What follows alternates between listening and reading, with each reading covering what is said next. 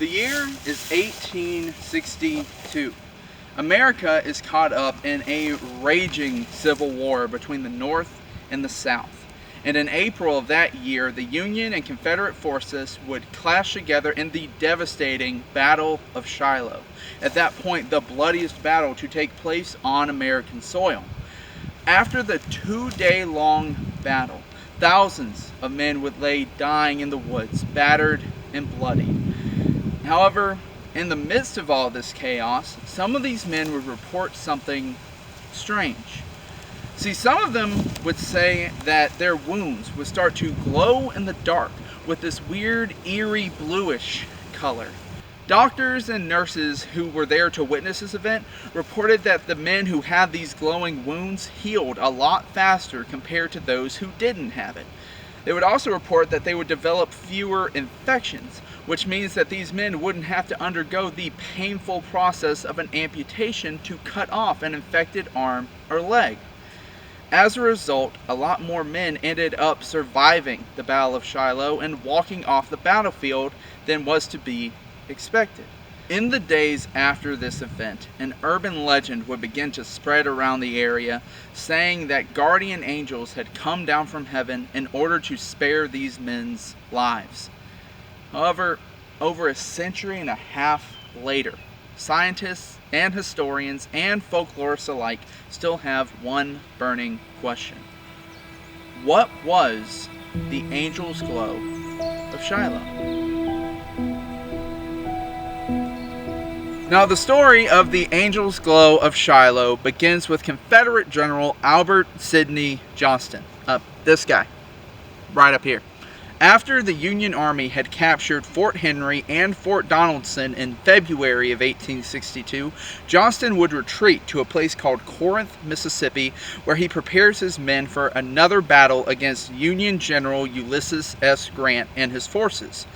In the meanwhile, Grant and his Army of Tennessee would set up camp in a place called Pittsburgh Landing, Tennessee.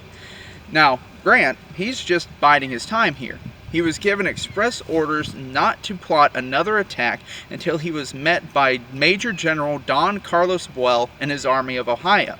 So Grant would set up shop near a little church in Pittsburgh Landing named Shiloh, which, ironically enough, translates to peace in Hebrew. Unfortunately, while he's doing this, Johnston would catch wind of Grant's location and plot a secret attack of his own. At daybreak on April 6, 1862, Johnston's forces would attack Grant's camp, taking them by surprise. General Grant and his men were barely able to hold off the encroaching tide of Confederate forces headed their way. And in the midst of this battle, General Johnston is shot in the leg, and he ultimately ends up passing away due to his injuries. He is replaced by General Pierre G.T. Beauregard, who is impressed with how far they've been able to encroach on the Union Army, and so he decides to prematurely call off the attack, thinking that the Confederates have already won this battle. And oh boy, howdy was he wrong. Shortly thereafter, Major General Don Carlos Buell and his Army of Ohio, yeah, you remember those guys from earlier? Well, they show up, and he brings 54,000 extra men into the fray. By 6 a.m. on April 7th, Grant is able to piece together a counterattack driving back the Confederate forces, but it mostly ends in a stalemate until the arrival of the USS Lexington and the USS Tyler, which are able to provide artillery fire from the Tennessee River, battering the Confederate forces. By 3 p.m. that afternoon, General Beauregard would begin retreating back to Corinth. As I've already mentioned, the Battle of Shiloh was considered to be the bloodiest battle to take place on American soil at the time that it happened. Now, I'm going to put the specific numbers right up here, but according to battlefields.org, there were an estimated 23,000 casualties as a result of the battle, with 13,000 of those being attributed to the Union Army and 10,000 being attributed to the Confederate Army. As to be expected, there's also a handful of first-hand accounts from the soldiers, depicting the horrors they would have experienced in the days after the battle. Future President James A. Garfield, who served as a Union officer during the Battle of Shiloh, was later quoted as saying, "The horrible sights that I have witnessed on this field I can never describe. No blaze of glory that flashes around the magnificent triumphs of war can ever atone for the unwritten and unutterable horrors of the scene of carnage." A Union soldier, a man named Edgar Pierce, would later write to his brother, saying, "I had human bodies for my landmarks from Monday till Friday night, and by that time they were so bloated that you could hardly tell what they were. Literally torn all to pieces, heads gone, and bodies cut right in two." I think the heftiest description, though, comes from the author Ambrose Bierce, who is famous for writing The Devil's Dictionary, who would recount in his memoir what I saw of Shiloh. Some were swollen to double girth, others shriveled to mannequins. Their faces were bloated and black or yellow and shrunken. The contraction of muscles which had given them claws for hands had cursed each countenance with a hideous grin. I cannot catalogue the charms of these gallant gentlemen who had got what they enlisted for. Now, of course, the Union Army also had to deal with treating whatever wounded soldiers were still alive. Hospital boats would travel up and down the Tennessee River delivering wounded soldiers to nearby hospitals, but not everyone survived the trip. Meanwhile, back at Pittsburgh Landing, the soldiers and doctors and nurses who were left behind would report seeing something strange. Apparently, when the sun went down and night fell upon the camp, the soldiers could see a bluish light emanating from the forest around them. More bizarrely, some soldiers would report that this same bluish glow could be found inside of their own bullet wounds, and it seemed to be healing them. Nurses and doctors who were there on the scene of Shiloh would report that the men who had these glowing wounds would receive fewer amputations to remove infected limbs simply because they developed fewer infections compared to the men who didn't have them. There were also fewer reported deaths amongst the men who received these glowing injuries compared to those who didn't. As a result, the survivors of this battle would dub the phenomenon the Angel's Glow of Shiloh, because they thought that angels were keeping these men alive. And for 140 years, the Angel's Glow persisted as a local urban legend. However, back in 2001, we might have finally figured out what caused it. See, there was this high schooler, a guy named Bill Martin, and Bill and his friend John Curtis had recently been given every high schooler's worst nightmare. They were tasked with participating in the annual science fair. Now Bill's a Civil War buff. He loves learning about the Civil War. He loves traveling around and going to reenactments. And one year, when he was going to a reenactment in Virginia with his family, someone there would tell him the story of the Angel's Glow of Shiloh.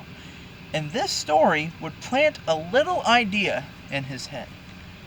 See, Bill's mom, Phyllis Martin, she's a microbiologist for the USDA's Agricultural Research Center.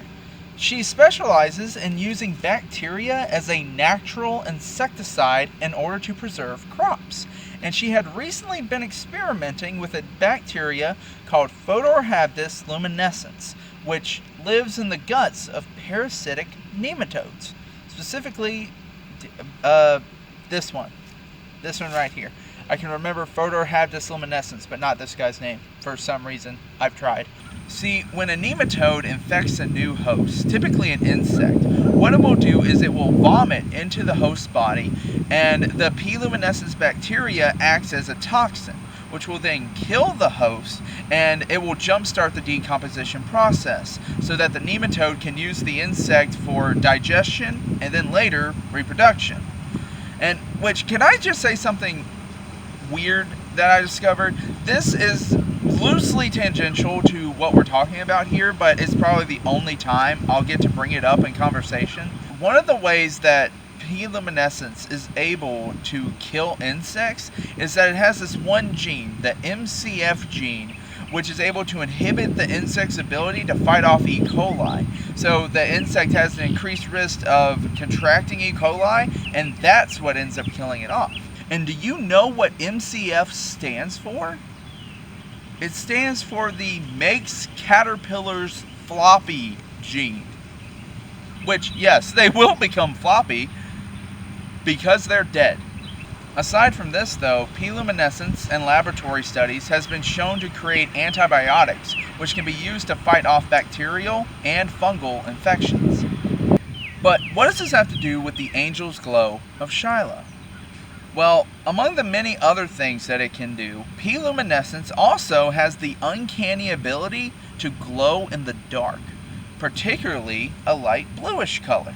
Now, Bill, he doesn't think that the nematodes are necessarily responsible here. P-luminescence can also just exist freely in ground soil. So Bill believes that the soldiers lying in the woods after the battle is over, they could have contracted P-luminescence simply by coming into contact with the ground around them. The P-luminescence would have gotten into their wounds, it would clear out all the other dangerous bacteria, and it spares them from an infection, which could lead to death or amputation, ultimately saving their lives. Bill and John would immediately get to work testing out this hypothesis, but they hit a pretty big snag really early on. See, apparently P-luminescence can't survive at human body temperatures. It would have died off almost immediately after it's introduced to these soldiers. However, this doesn't stop Bill. Bill went back and inspected some of the historical records from around the area, and he finds that, one, the Battle of Shiloh would have taken place in springtime. It's going to be relatively cool. But he also found out that it had been raining torrentially for several days before the battle took place. So the area around them is going to be really, really wet as well. So what Bill proposes is that these soldiers, their body temperatures would have gotten really, really low, verging on hypothermia. So when the P-luminescence is introduced to their systems, it would have cleared out the other dangerous bacteria, it sanitizes the wound, and then as their body temperatures rise up again, the P-luminescence itself would then die off. Noting this, the boys would submit their science fair project, and they would win first prize in their school's science fair. Then after that, they would be submitted into the Intel Science and Engineering Fair, which is a pretty big deal as far as science fairs go, and they would also win a category award in that competition. And that's it. Case closed. Bill Martin and his friend John Curtis managed to solve a 140-year-old mystery. Except there's one thing that probably bears mentioning. You remember that part earlier in the video where I gave you a bunch of first-hand accounts from the soldiers describing what the aftermath of the Battle of Shiloh was like? Well, I wanted to do that again. I wanted to see what the historical record says, what the soldiers themselves say, and how they described what the angel's glow looked like. However, I found out very, very quickly that first-hand accounts of the angel's glow of Shiloh are very hard to come by because they don't exist. Well, that's a bit of an overstatement. They probably don't exist. See, I am by no means the first person to go looking for first-hand accounts of the angel's glow of Shiloh. There have been many other authors and writers who work for peer-reviewed journals and science magazines who have gone looking for first-hand depictions of what the glow looked like, and they've turned up nothing. Apparently, there's no known instance of glowing wounds being depicted in newspaper articles, medical journals, books, letters, memoirs, anything of the sort from around that time. Now, I wanted to make sure that I wasn't just missing something, so I reached out to Kyle Dalton, who works at the National Museum of Civil War Medicine in Frederick, Maryland, and he said, "The story really exploded in 2001 when a high school science fair project found a potential microbiological explanation for the story. It must have existed as a tale before then, but when exactly is difficult to pin down. We've found nothing in print before the Science Fair project. Almost certainly it was an oral tale. In my 20 years of working as a public historian and museum professional, I strongly suspect, but do not know for certain, that this may have been the invention of a docent. Museum volunteers sometimes get overenthusiastic in their presentations, programs, and tours. I've seen many volunteers, employees, and even trained public historians get ahead of themselves and invent strange stories to paint the past as a bizarre place. It's long been a problem in the industry, and one that isn't likely to go away soon. Because docents can say basically anything and be trusted to tell the truth, their stories circulate on battlefields, in parks and museums, and among history buffs who visit them unquestioned but also not written down. Of course, that's speculation. Either way, it is likely to have been invented shortly before the Science Fair project in 2001. This explanation kinda sorta makes sense. See, in an interview with the Endless Thread podcast in 2020, Bill Martin would admit that he first heard the story of the Angel's Glow from a reenactor in Virginia. I believe I originally heard it from a surgeon reenactor who was doing presentations at a battlefield in Virginia one summer. It was just one of those things where it's like, wow, that's oddly specific and weird. It's one of those stories that everybody has heard from, a friend of a friend. And if this is the case, there's no telling where that reenactor gets his information from. He could have got it from another reenactor who heard it from a museum curator or a docent or just some history buff who's misremembering facts or just making up stories about the Angel's Glow. And it's snowballed into the legend that it is today. Granted, there could have been first-hand written accounts of this phenomenon at one time that we've just never found. Or it could have been an oral tradition, stories handed down by word of mouth from person to person over the years. That's always a possibility. The fact of the matter is, though, we don't have any first-hand accounts of this happening yet. And what evidence we do have seems to point to the contrary.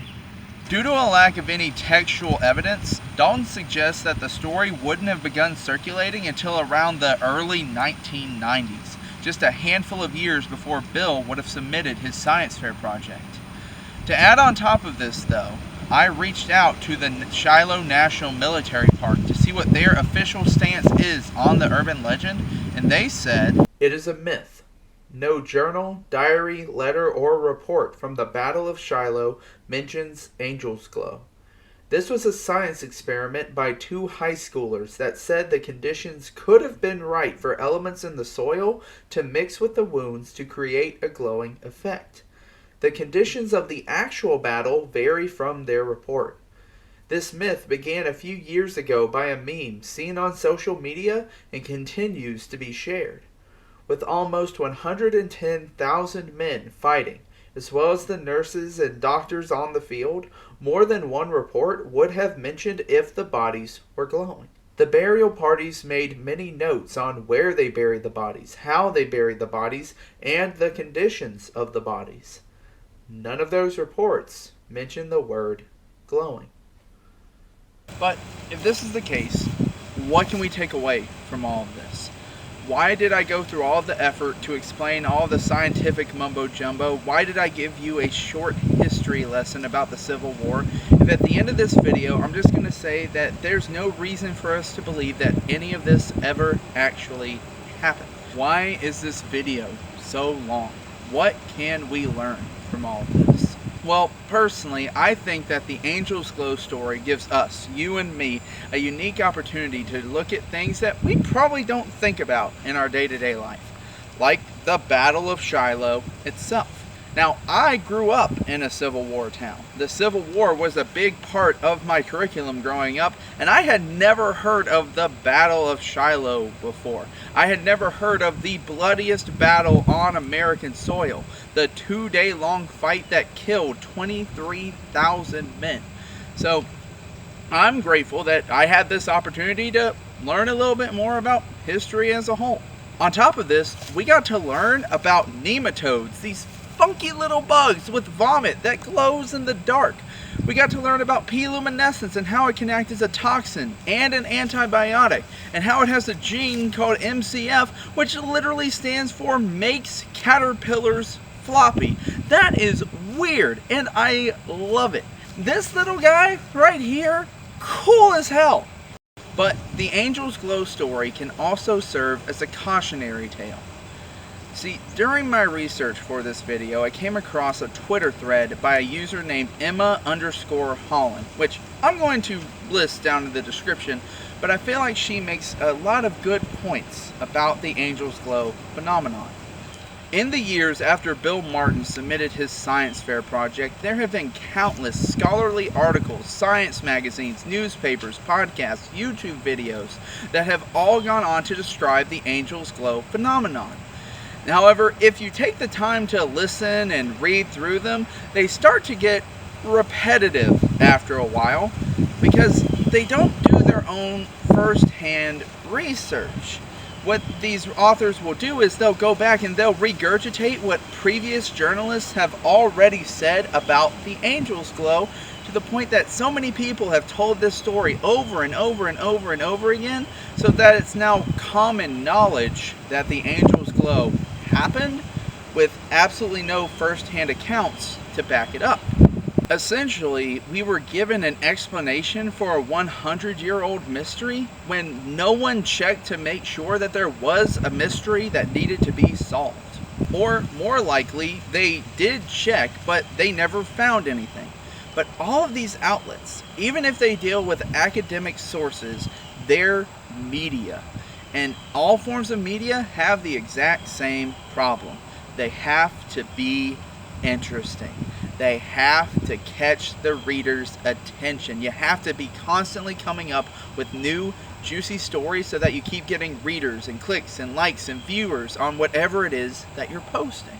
Even if it means that you don't get all of the facts right.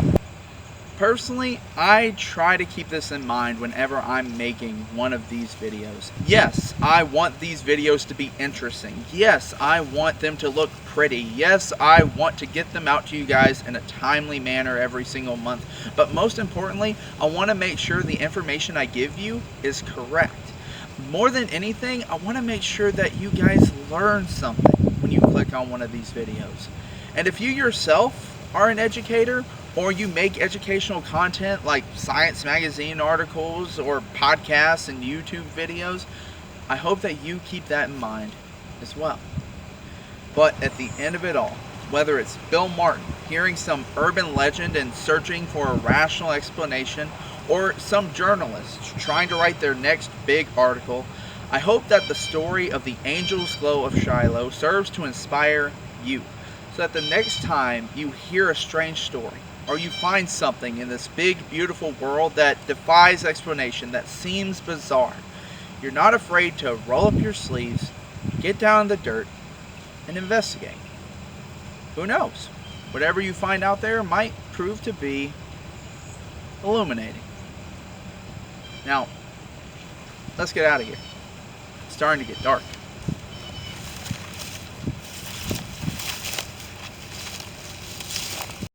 All the way through it. The sun is in my face. Woo-wee!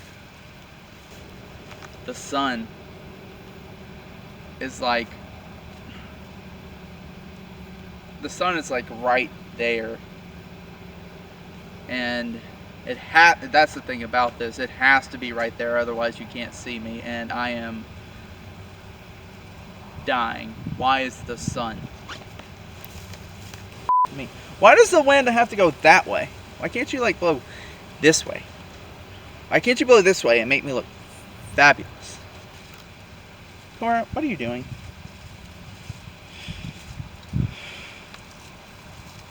I've been met by a friend. Hi. Are you Cora? Yeah.